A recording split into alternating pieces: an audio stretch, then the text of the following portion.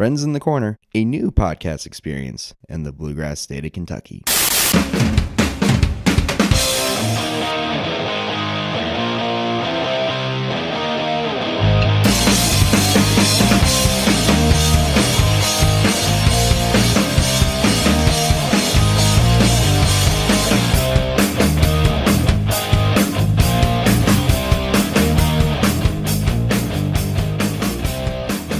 It feels so good to be back. Welcome, everyone, into Friends in the Corner podcast. It's been too long, everyone. I hope you've been doing well. A few months overdue, but let me be the first to say welcome to the new year and the very first episode of Friends in the Corner podcast of 2019. During our hiatus, I've seen that we've gained a few new followers, and so for all of you new listeners out there, let me be the first to say welcome to the show. Friends in the Corner podcast is a show that looks to tell the exciting, inspirational, and sometimes crazy stories of everything that's happening here in the great bluegrass of Kentucky. We conduct interviews with Kentuckians. We tell the wildest and craziest stories from Kentucky history. We cover UK sports from time to time. We'll even drink a little bourbon in our not-so-professional bourbon reviews. So, from all of us here at Friends in the Corner podcast, welcome to the show. And if you are new to the show, please enjoy the ride, and you can check out some of our previous episodes from 2018, and go ahead and follow us on social media. We are on Facebook, Twitter, and Instagram at FITC Podcast. That's FITC Podcast. You can always email the show at friendsinthecorner@gmail.com. That's friendsinthecorner, all together lowercase, at gmail.com. And you can find our show on iTunes, SoundCloud, Stitcher, Google Play, and YouTube. So please go subscribe to our show and leave us 5-star reviews on all formats. So it is the end of February, getting ready to go into March of 2019. And so much has already happened in the crazy state of Kentucky since the start of the new year. UK football won at the start of the year. They won the Citrus Bowl, got a 10-win season there. We've got two at least well-documented UK players getting ready to enter into the NFL draft. UK basketball, they just knocked off a hot Tennessee team at Rupp and winding down their regular season with only a handful of games left, including a rematch back over at Tennessee. And we had the whole Covington Catholic debacle that happened that has had everyone across the country divided. A lot has happened in a short time, but you may have been asking yourself this: Dan, where the hell have you been? Where the hell has the show been? Where is Friends in the Corner podcast? Well, pilgrims, I am here to tell you.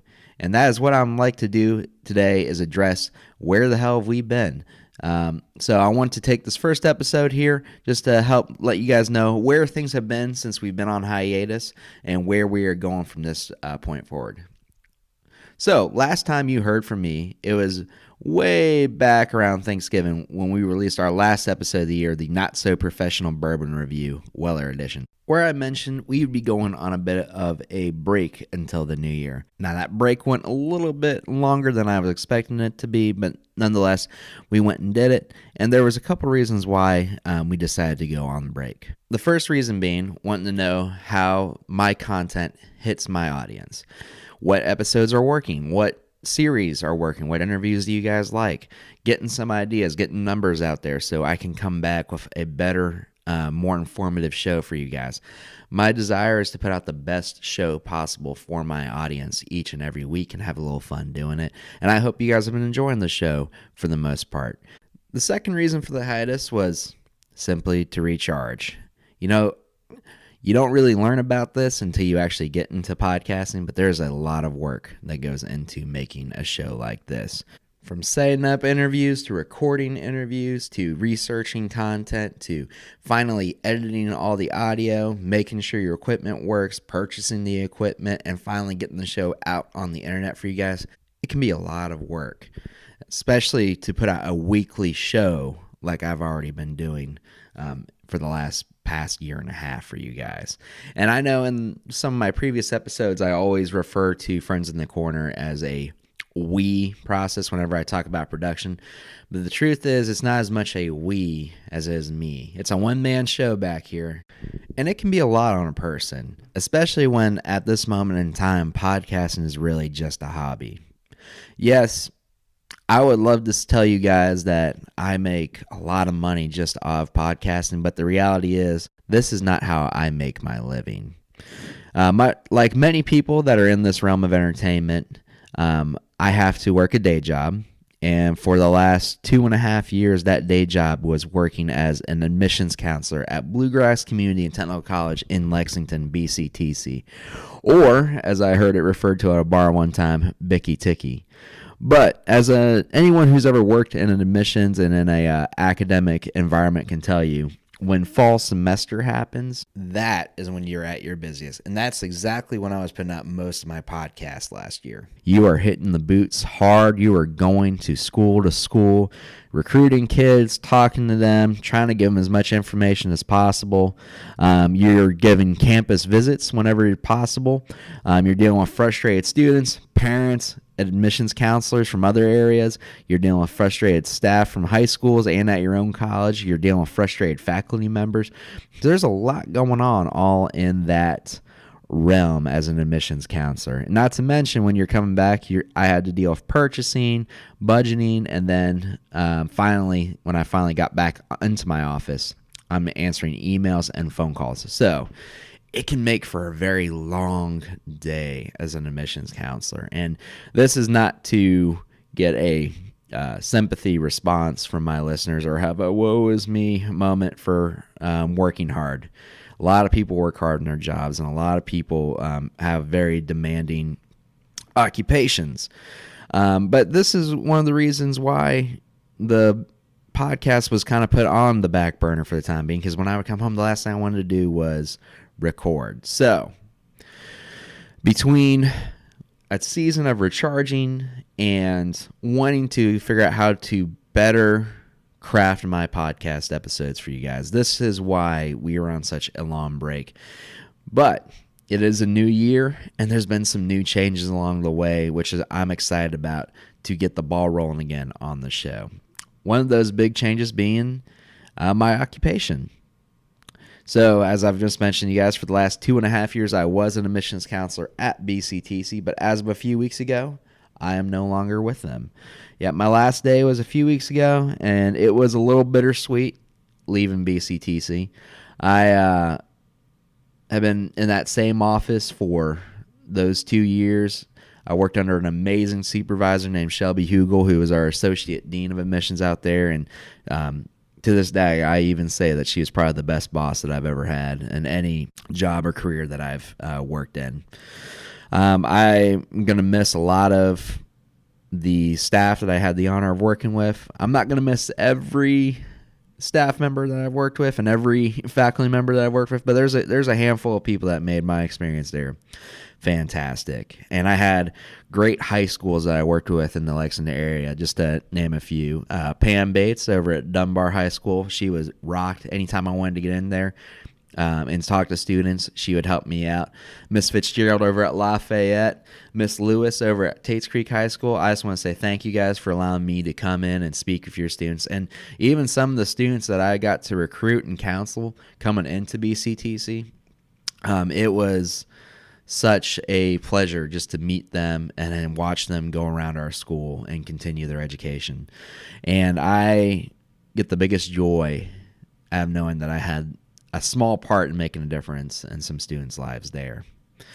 But at the end of my time there, I felt like it was time for me to leave and try to find new opportunities, new places that I could grow. I felt like at that point in time, I came to a point where I had a glass ceiling with BCTC and I wasn't going to be able to go above that.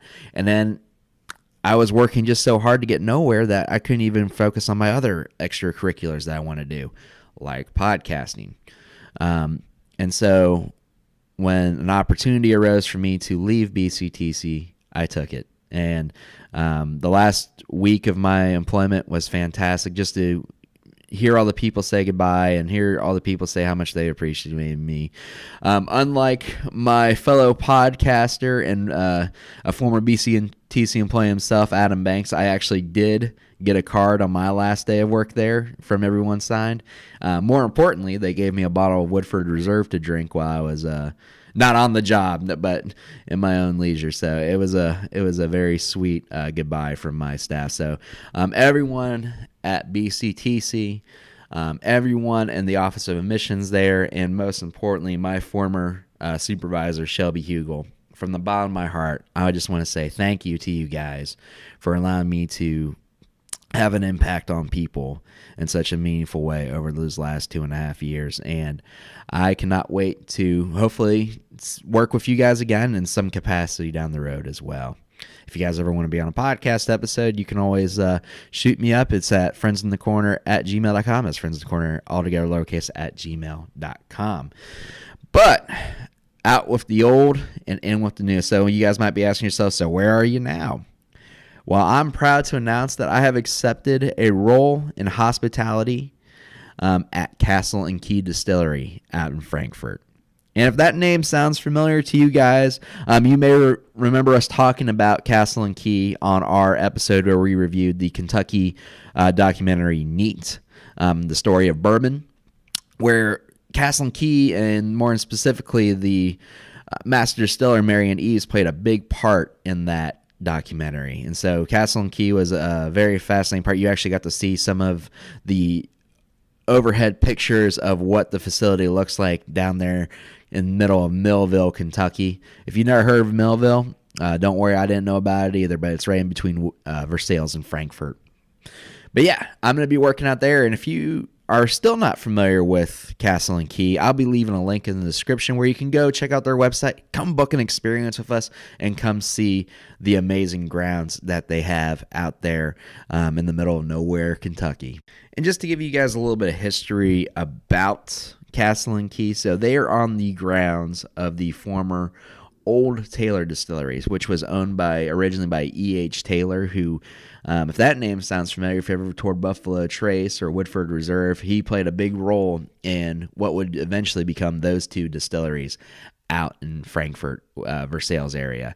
But the old Taylor Distillery was his love and passion for many, many years. It's there where he said he made the finest bourbon, and he would throw lavish parties out that way. It had a castle, which is why it's called Castle and Key, that he built out of limestone out there. He got the inspiration during his time touring around Europe. There's a spring house where he would pull the water for his bourbon from. There's a huge sunken garden out there too. If you ever get the chance to see pictures, or if you ever come onto the property, you'll just be blown away by what's there. But because of Prohibition, unfortunately, he had to shut down his distillery, which eventually went into hiatus until it was bought by another company after Prohibition called National Distillers, which kept it in business up until the 70s when it finally shut down again. And then for about 40 years, the area remained dormant. People came and trashed it. People came and salvaged parts from it. And it wasn't until a few years ago when a couple of crazy people from central Kentucky decided we're going to build a new distillery out of the ashes here. And they sure did, and that is what became of Castle and Key. So that's a little bit of the cliff notes there for you guys. If you really want to get the full experience of Castle and Key Distillery, you got to come out and see us out in the Frankfurt, Versailles area. As I mentioned, I will leave the website in the description where you can book an experience. Tell them Dan Pauly sent you. I don't know if you'll get a discount or anything like that. No, you won't get a discount, but it's worth the price to come see. So, I am now at Castle and Key Distillery, and I am very excited for this next chapter that's going to be starting. And because I am out at Castle and Key, what has happened now is it's given me a little more flexibility than what I had in my previous position to work on other avenues that I want to go into, which means getting this show started back up. So, guys, I am proud to say that Friends in the Corner podcast is going to be coming back better than ever. I do want to talk about some of the changes that will be happening as well. So we may not be able to do a weekly podcast episode that I was doing before, but we will be doing hopefully an every other week podcast episode experience for you guys that you'll get to enjoy. And I promise you this, they will have all sorts of fun and exciting content for you guys when we put them out for you. So, guys, I just wanted to give you guys the update. Here is where we're at with the podcast. Here is where I'm at with my life. Be sure to keep posted because I promise you 2019 is going to be a fantastic year. Also, I just want to give a shout out to some of the other shows that are around the Lexington area as well that I think you guys should check out also. My friends over at BBN Chalk Talk, they have a weekend radio show on Sundays. that you can check out. Follow them on Facebook, Twitter, and Instagram at BB and Chalk Talk to get more information. My buddy Adam Banks, Off the Cuff, they've been going for 200 episodes strong. He talks everything from politics to sports to pop culture, so be sure to check him out. Also, if you are a podcaster in the Lexington area, there is a Lexington Podcast Association group that you can join. If you want more information on that, you can email me at friendsinthecorner@gmail.com. That's friendsinthecorner, all together, lowercase, @gmail.com to talk with me about that. They are a fantastic group of podcasters from all around the Central Kentucky area. They get together just to share their ideas and tell people a little bit more about their show, and I'd be happy to get you guys connected. So check out your show, support local podcasts. Guys, we will see you next week for the next episode of Friends in the Corner podcast, and we cannot wait for what we have coming down the pipeline for you guys. And with that, that's a wrap. Let me ask you a question. Do you manage your own business that markets to your customers? Well, let me tell you about a great opportunity to reach more people by partnering with Friends in the Corner podcast. Podcasting continues to grow and reach new audience members each year. In 2018, there were over 48 million people who listened to podcasts, which is actually a 6 million person increase from the previous year. As podcasting continues to grow, so does opportunities for businesses to reach more customers. Do you think that partnering with our show for advertising is a good idea for your business? Want to know more about the different ways we can help you reach new customers? Contact us today at friendsinthecorner@gmail.com. That's friendsinthecorner, all together, lowercase, @gmail.com to see how we can help you reach more customers.